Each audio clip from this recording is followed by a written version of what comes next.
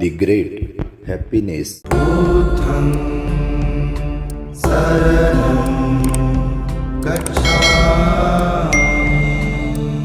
मग बाबासाहेब सभेसाठी गेले आणि एका कार्यकर्त्यानं बाबासाहेबाला सांगितलं की बाबासाहेब, आम्हाला अडथळा इतर लोकांकडून तर आहेच आहे, पण आपल्यातीलही काही लोकांकडून अडथळा आहे.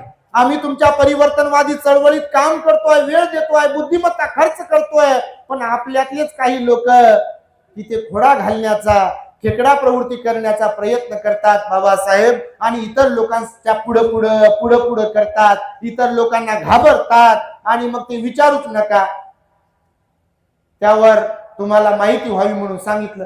मग काही लोकांनी भाषण केले, बाबासाहेबांचा अध्यक्षीय समारोपात नंबर लागला, आणि मग बाबासाहेबांकडे माईक आला. बाबासाहेबांकडे माईक आला की तुम्ही जर कधी बाबासाहेबांची भाषणं वाचली असतील ना, तर बाबासाहेब पण छोट्या छोट्या चुटकुल्यांच्या बोधकथा सांगायचे बघा. तर त्या सभेमध्ये बाबासाहेबांनी एक छोटीशी बोधकथा सांगितली आपल्या लोकांना उद्देशून, त्या काळाची, आत्ता लागू होते ती. बाबासाहेब म्हणाले, एकदा एका जंगलामध्ये एका वाघिणीनं 2 पिल्लांना जन्म दिला, आणि तिथे पिल्लाला जन्म दिल्यानंतर काही दिवस गेले. ती जंगलामध्ये शिकारीसाठी जेव्हा फिरत होती, तेव्हा तिला एका मादी कोल्ह्याचे 2 पिल्ल दिसले की ज्यांची आई मरण पावली होती कोणतरी शिकार करत. त्या वाघिणीला त्या मादी कोल्ह्याच्या 2 पिल्लांची दया आली. तिनं ते आपल्या तोंडात दोन्ही पिल्ल पकडले, आणि तिच्या मनात विचार आला की आपल्या पिल्लांसह या पिल्लांना आपण वाढवलं पाहिजे. आता कोल्हा ते कोल्हा आणि वाघ ते वाघ, प्रवृत्ती असते, डीएनए मध्ये उतरतेच बघा.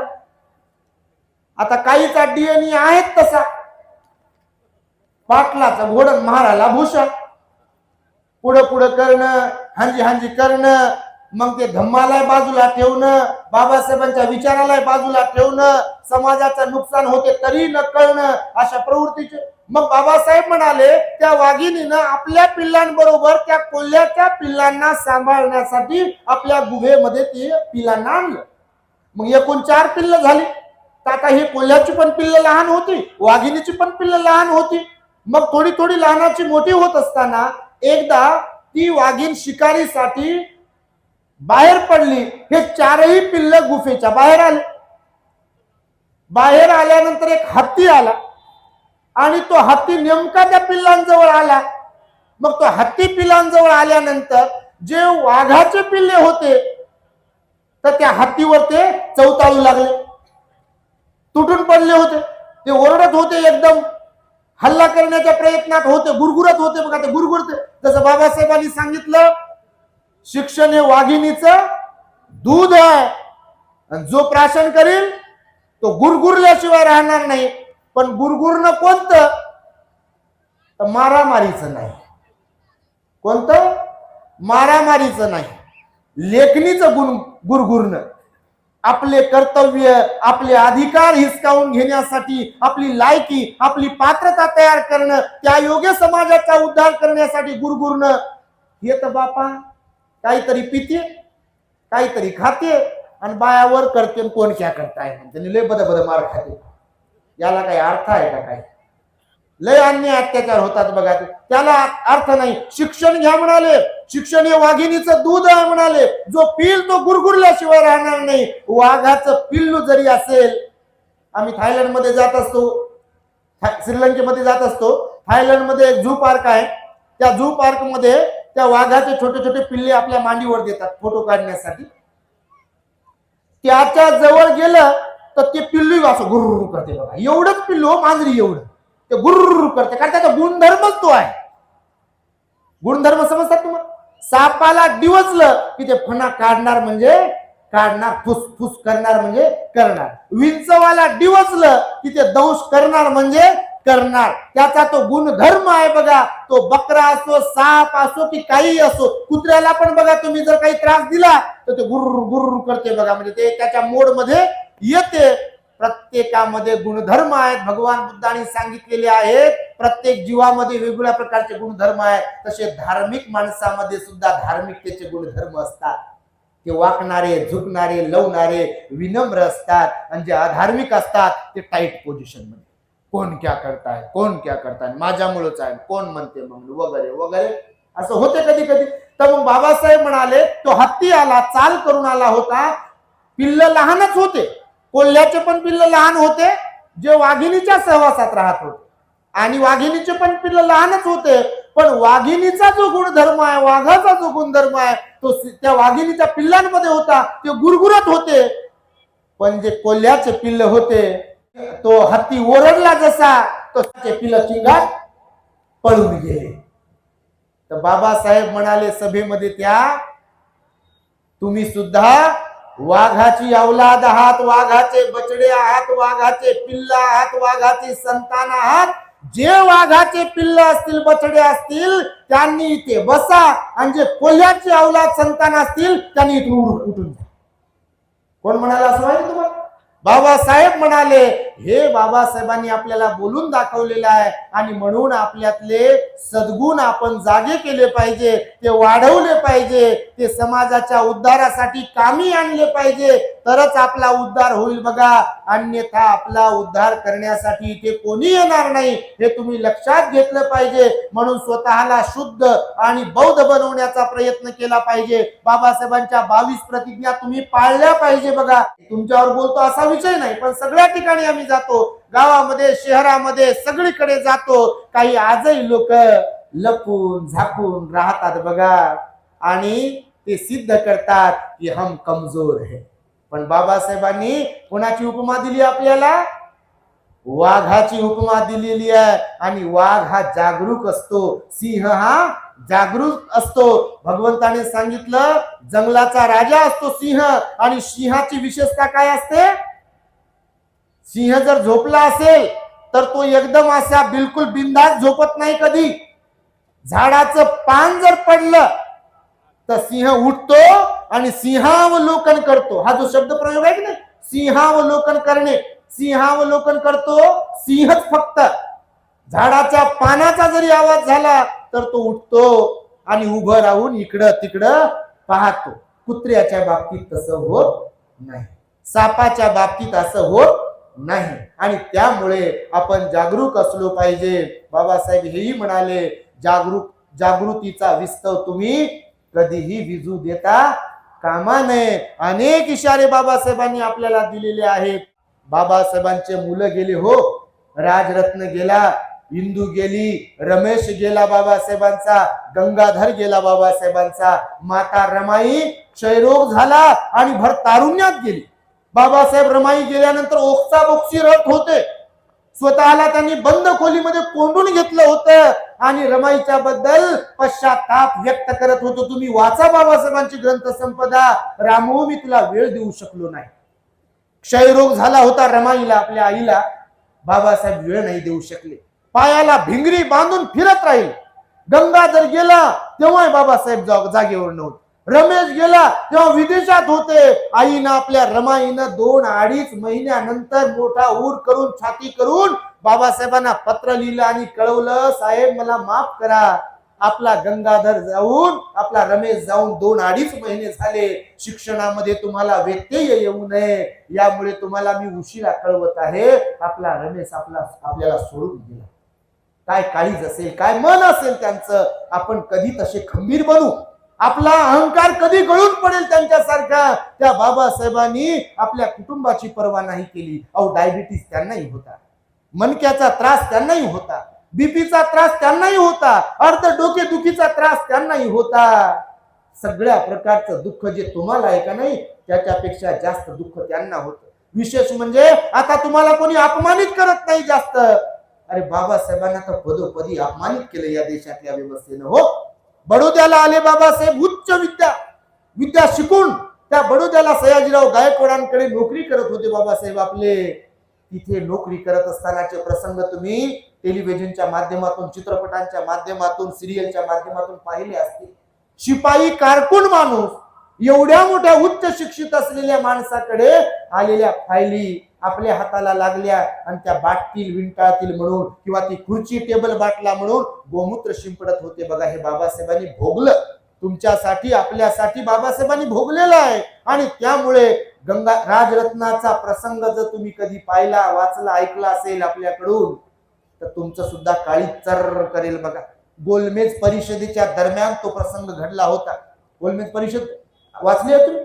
अस्पृश्यांना त्यांचे हक्क अधिकार मिळवून देण्यासाठी गोलमेज परिषदेला, राऊंड कॉन्फरन्सला बाबासाहेब जायचं होतं. बाबासाहेब नेमकं तेव्हा राजरत्न जन्मला, अगदी लहान होता राजरत्न. नेमका तो बाबासाहेबांवर गेला होता दिसायला. त्या राजरत्नाच्या वेळेला नेमकं बाबासाहेब मुंबईमध्ये होते. माता रमाईकडून कधी कधी त्या राजरत्नाला बाबासाहेबांनी आपल्या खांद्यावरती, हातामध्ये, छातीला लावून खेळवलं. आणि बाबासाहेब नेहमी त्या राजरत्नाकडे पाहून म्हणायचे की माझा राजरत्न रामू, माझा राजरत्न बघ, माझ्यासारखाच गोंडस आहे, माझ्यासारखाच गोल त्याचा चेहरा आहे, त्याची आभा, त्याचं कपाळ माझ्यासारखंच मोठं आहे आणि त्याची उंची पण वाटतं, तो उंच होईल असं वाटतं त्याच्याकडे पाहून. नक्षिका तो गोरा पान आहे रामू, माझा राजरत्न, माझ्या राजरत्नाला मी माझ्यापेक्षा जास्त शिकवेल आणि मी जे समाजाचं काम करतोय त्याही पेक्षा जास्त काम माझा राजरत्न करेल असं मला खात्री वाटते, असं बाबासाहेब बोलायचे. नेमकं मुंबईमध्ये असताना बाबासाहेब एक दिवस असा आला, त्या राजरत्नाला ताप आला. राजरत्न तापेने फणफणत होता, तो प्रचंड गरम झालं, त्याचं शरीर उष्ण झालं आणि बाबासाहेबांनी त्याला जवळ घेतला आपल्या छातीवरती. आणि ही गोष्ट बाबासाहेबांनी त्या काळामध्ये शंकर शास्त्रीला सांगितली. दिल्लीमध्ये असताना, दिल्लीमध्ये बाबासाहेब होते. नेमकंच बाबासाहेबांनी देशाला संविधान अर्पण केलं होतं. संविधान अर्पण करून आपल्या बंगल्यावर बाबासाहेब आले होते. आराम खुर्च्या होत्या बाबासाहेबांकडे. बघा, तुम्ही औरंगाबादला कधी आलात, पुण्याला सिम्बायोसिस कॉलेजमध्ये जर कधी गेलात, नागपूरला, चिंचोलीला वगैरे कधी जर गेलात, तर तुम्हाला बाबासाहेबांनी वापरलेल्या वस्तू, कपडे पाहायला मिळतील. तर बाबासाहेब उच्च विद्याविभूषित होते, विदेशात राहून आलेले होते, म्हणून त्यांचं राहणीमान वगैरे जे कोणतं होतं त्या लेवलचं होतं. तर बाबासाहेबांची आराम खुर्ची असायची. बघा, दिल्लीच्या पण, न्यू दिल्लीच्या घरी आणि मुंबईला पण, औरंगाबादला पण, मिलिंद कॉलेजच्या दरम्यान. तर दिल्लीला जेव्हा बाबासाहेबांनी संविधान देशाला अर्पण केलं, सायंकाळी बाबासाहेब आपल्या बंगल्यावर आले आणि बंगल्यावर आल्यानंतर आराम खुर्चीमध्ये, असं ती झोपणारी खुर्ची असते ना, त्या खुर्चीमध्ये असे पहुडले. पहुडल्यानंतर बाबासाहेब मध्येच हसत होते आणि मध्येच हुंदके देऊ देऊ रडत होते. त्यांच्या बाजूला असलेल्या शंकर शास्त्रीनं हे दृश्य, बाबासाहेबांच्या हसण्यामध्ये, रडण्यामध्ये होणारा बदल पाहिला आणि बाबासाहेबांना विचारलं, बाबासाहेब काय झालंय, तुम्ही मध्येच रडत आहात आणि मध्येच हसत आहात? तेव्हा ते शंकर शास्त्रींना बाबासाहेब म्हणाले, अहो शास्त्री, मी हसतोय यासाठी की आज एवढ्या वर्षांच्या प्रतीक्षेनंतर जो समाज इथला एससी, एसटी, ओबीसी हजारो वर्ष धर्माच्या नावावर गुलामगिरीत खितपत पडला होता, शिक्षणाच्या संधीपासून वंचित होता, माणसं असून त्यांना माणसांसारखं जगता येत नव्हतं, वागता येत नव्हतं, मी मोठ्या परिश्रमाने संविधान लिहिलं. त्या संविधानामध्ये समता हे तत्व टाकलं. आजपासून आपल्या देशामध्ये इथे कोणीही कोणाला उच्च नीच मानणार नाही. इथे प्रत्येकाला शिक्षणाची संधी मिळेल. इथे लोकशाहीची मी निर्मिती केली आहे संविधानात्मक. इथला गरीबातला गरीब माणूस, बाई, ही नगरसेवक, सरपंच, सदस्य, आमदार, खासदार, राष्ट्रपती आणि प्रधानमंत्री सुद्धा बनू शकते. हे संविधानात्मक तरतूद मी करून ठेवली आहे, याचा मला मनस्वी आनंद होतो आहे. ज्यांना एका व्यवस्थेनं हजारो वर्ष तुमचं एवढंच काम आहे, तुम्ही गुलामगिरीच करायची आहे, याच्या बाहेर तुम्ही पडू शकत नाही, एवढंच तुमचं धर्म कर्तव्य असं सांगितलं जात होतं, ते मी मोडीत काढलं. स्त्रियांना चूल आणि मूल एवढेच अधिकार सांगितले जात होते, त्यांना त्याच्यातून मी वरती काढलं. हिंदू कोड बिल मी लिहिलं, तेही इथल्या हिंदू स्त्रियांच्यासाठी त्यांचा सर्वांगीण विकास व्हावा यासाठी संविधानात्मक तरतुदी करून दिल्या. सगळ्या प्रकारचं रिझर्वेशन दिलं इथे. हे सगळं काही करत असताना मला आठवत होते मागचे दिवस, की इथे प्रचंड जातीभेद केल्या जात होता, इथे गरिबांना छळलं जात होतं, त्यांच्यावर अन्याय अत्याचार केल्या जात होता, स्त्रियांना छळलं जात होतं, शिक्षणापासून त्यांना वंचित ठेवल्या जात होतं. पण आज मात्र संविधान अर्पण करत असताना त्याच्यामध्ये मी कोणत्या ह्या तरतुदी करून ठेवल्या की जेणेकरून सर्वांगीण विकास होईल स्त्रियांचा पण आणि SC ST OBCचा पण, त्याचा मला मनस्वी आनंद होतो आहे म्हणून मी हसतोय. बाबासाहेब, आपण रडत का आहात? हसण्याचं तर कारण समजलं, तुम्ही रडत का आहात? त्यावर बाबासाहेबांनी मग हा प्रसंग सांगितला राजरत्नाचा. शास्त्री, हे सगळं काही मी आज कमवलंय, त्याचा मला मनस्वी आनंद होतोय. पण एकीकडे हे सगळं काही करत असताना एवढं काही आज मी उपलब्धी करून घेतली आहे, प्राप्त करून घेतलाय, आणि हे प्राप्त करण्यासाठी मी माझ्या वैयक्तिक जीवनामध्ये माझं काय काय गमवलं, त्याचं मी सिंहावलोकन करत होतो, त्याची मी उजळणी करत होतो. तेव्हा एक एक प्रसंग माझ्या डोळ्यासमोर येत आहे. माझ्या वैयक्तिक जीवनाची तर मी बरीच वजाबाकी केली. आज मी खिळखिळा झालो आहे. मला डायबिटीज, शुगर त्रास देते आहे.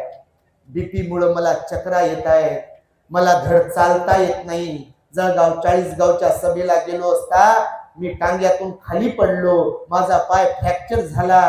काठी विना आणि कुणाच्या आधाराविना मी एक पाऊल पुढे जाऊ शकत नाही, चालू शकत नाही. हे तर माझ्या वैयक्तिक जीवनाचं झालं, मला त्रास होतोय. माझ्या कौटुंबिक जीवनाला सुद्धा मी तिलांजली केली. कोणती? तर माझा गंगाधर बालपणातच मला सोडून गेला. माझा रमेश तर मी पाहिला नाही, मला तो सोडून गेला. इंदू नावाची मुलगी झाली मला, ती पण मला सोडून गेली. आणि राजरत्नाच्या वेळेला तर मी मुंबईमध्ये होतो. त्या राजरत्न तापेने फणफणत होता. मी त्याचा लाड करत होतो. त्याला मी छातीला पकडलं होतं. त्या राजरत्नाचं शरीर असं गरम झालं होतं, उष्ण झालं होतं. मी त्याला रंजवण्यात, तो रडत होता, रंजवण्याचा मी प्रयत्न करत होतो त्याला. आणि मध्येच माझ्या छातीला तो बिलगलेला असताना, मी त्याला रंजवत असताना त्याचं अंग, त्याचं शरीर थंडगार पडलं, त्याचं रडणं थांबलं. मला काही समजत नव्हतं. माझ्या परिवारातील आणि काही कार्यकर्ते माझ्या जवळ आले. त्यांनी राजरत्नाला हात लावला. मी पण त्यांना बोलू लागलो की राजरत्न बोलत नाही आता, तो थंडगार पडलेला आहे, काय झालं असावं. तेव्हा माझ्या कार्यकर्त्यांनी, घरच्या लोकांनी सांगितलं, साहेब राजरत्न गेला. राजरत्न गेला म्हटल्याबरोबर माझ्या काळजाला चर्र झाला असं की माझा राजरत्न मला सोडून गेला. तेवढ्यात राजरत्नाला मग खाली ठेवलं त्याला, आणि त्याच्या अंतिम संस्काराचा कार्यक्रम सुरू झाला. अंतिम संस्काराचा कार्यक्रम सुरू झाल्यावर एक कार्यकर्ता माझ्या जवळ आला. मी खुर्चीवर बसलो होतो, धाय मोकलून रडत होतो. तेवढ्यात तो कार्यकर्ता मला म्हणतो, कारण समाजही गरीब होता, मला म्हणाला, बाबासाहेब राजरत्नाचा अंतिम संस्कार करावा लागेल, त्याला गाडावं लागेल, त्याला दफन करावं लागेल, त्यासाठी नवा कोरा कपडा आणावा लागेल दुकानातून. तर काही पैसे जर असतील तर ते दिले तर आम्ही कापड घेऊन येऊ आणि राजरत्नाला त्या कापडात गुंडाळून आपण दफन करू. तेव्हा मी माझ्या दोन्ही खिशामध्ये, वरच्या खिशामध्ये, खालच्या दोन्ही खिशामध्ये हात घातले, पॅन्टच्या खिशामध्ये हात घातले, सदऱ्याच्या खिशामध्ये हात घातले, तर एक कवडी सुद्धा, एक आणा सुद्धा मला मिळाला नाही. आणि तेव्हा सुद्धा माझं काळीज चर्र झालं की माझा मुलगा गेला, त्याला गुंडाळण्यासाठी कापड घ्यायचा आहे, आणि मी एवढा अभागा आहे की माझ्याकडे एक आणा सुद्धा नाही मी देऊ शकत आहे. रामून माझ्याकडे पाहिलं माझ्या, आणि तिने आपल्या पदर लुगड्याचा फाडला आणि माझ्या राजरत्नाला त्याच्यामध्ये गुंडाळलं आणि मग त्याचा दफन विधी केला.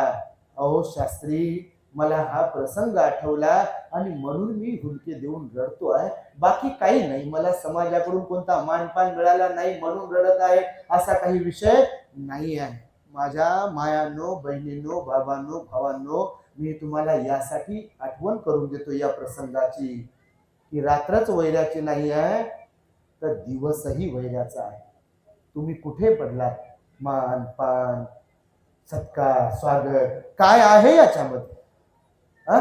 अरे हे आम्हाला दिलेली फुलं सुकून गेली पा, सुकून गेली. काय मानपानाचा काय विषय आहे?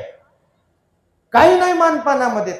भंतेजी तर आमचे किती बोलतात कधी कधी की निरर्थक मान पान, याचा सत्कार कर त्याचा सत्कार. कशासाठी? जर बाबासाहेबांच्या प्रति श्रद्धा आहे, जर बुद्ध धम्मसंघाच्या प्रति श्रद्धा आहे, तर कशाला मानपान पाहिजे?